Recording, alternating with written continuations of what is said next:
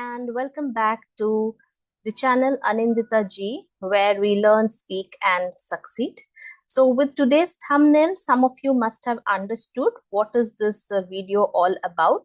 So, to be able to speak in English effortlessly and efficiently is a skill in itself. Now, within that communication skills, there are few more skills which makes it a whole thing in itself. So many of you want to speak English fluently, but then some of you lack in confidence. So you are struggling with respect to confidence there. So learning a language isn't just about grammar and vocabulary. It is about mastering the four key skills: listening, speaking, reading, and writing. So these skills are known as LSRW. So just taking the first alphabet of each of the skills and we make an acronym LSRW. So these makes the foundation of English learning. In this video, we will talk about each of the skills, how they matter, and give a practical ways to improve them. So stay till the end of this video to know more about LSRW. So as I said, the first step to fluency will be listening. Why it is important? So think of how babies learn to speak any language. We first listen to the people around and we try to register that, and then we grab and then we speak. So similarly, you should do the same thing when you are trying to learn English as a beginner. So listening will help you to understand the pronunciations, sentence structures, and the natural speech patterns. How you can improve if you're at a beginner level? So watch more of English movies or shows with subtitles, listen to podcasts and audiobooks, and of course try the shadowing technique. So shadowing technique is repeating after native speakers. I will talk about this in detail in some upcoming video. So you can also put your thoughts in the comment, like what is your favorite English podcast or show.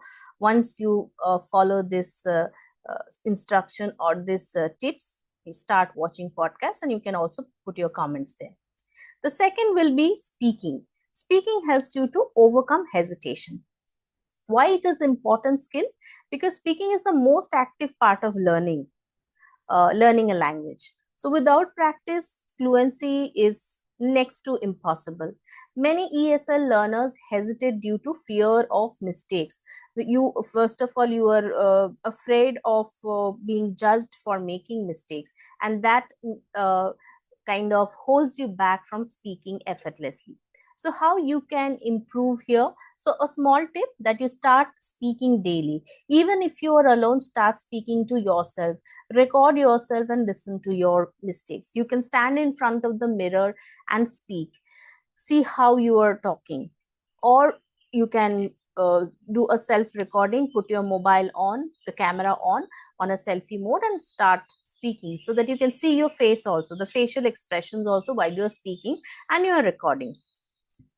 Then if you have some apps like online conversation groups or speaking buddy, practice with them. There are several apps available online, and of course during that process you can learn phrases, not just words. So some of the beginners I hear, they just utter only one word to mean something. Suppose you want help in respect to something, so some of you will just say help, help, like that. So you can just say, can you help me with this? So put it in a full sentence, so then it will be easier or rather effective to learn speaking like that. Okay, so here I will say, those who are at the beginner level, so stop overthinking. If you have something to say it just within maybe 2 to 3 seconds. Okay, so that you get into that practice of speaking. The third skill is reading. Reading improves comprehension, grammar, and vocabulary. It helps you to think in English instead of translating.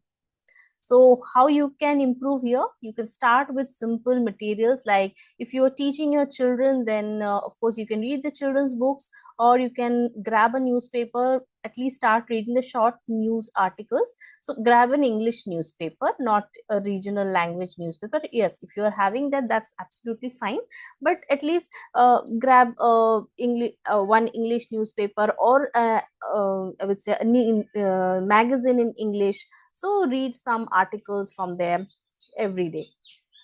So gradually you can move to novels and business articles or research papers once you are accustomed to reading the smaller articles.